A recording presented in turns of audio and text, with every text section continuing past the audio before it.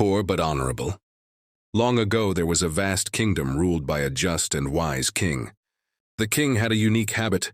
He often disguised himself in ordinary clothes and visited towns and villages at night to learn about the lives of his people. One day he arrived at a small village. There he noticed a poor woodcutter. Every morning the woodcutter went into the forest, chopped firewood, sold it in the market by evening, and used the few coins he earned to feed his wife and children. His house was made of mud, his clothes were old and worn, yet his face was filled with peace. The king wondered how someone living in such poverty could still look so content.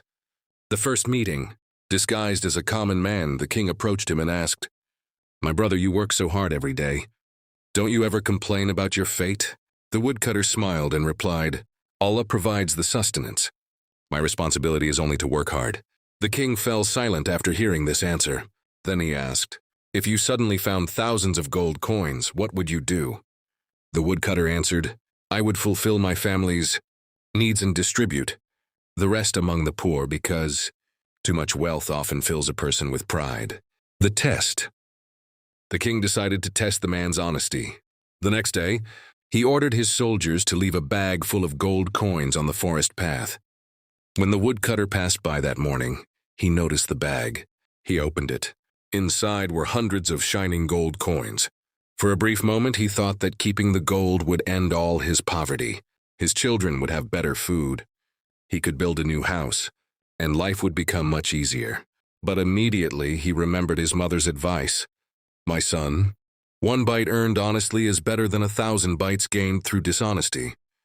He closed the bag and walked straight to the royal palace. Honesty triumphs. At the palace, he told the guards, "This belongs to someone. Please return it to its rightful owner." Just then, the king entered the royal court. Smiling, he asked, "If you had kept this gold, no one would have ever known. Why did you return it?" The woodcutter replied, "People may not have seen me, but my lord was watching." Silence filled the entire court. Tears welled up in the king's eyes. The reward. The king revealed his true identity.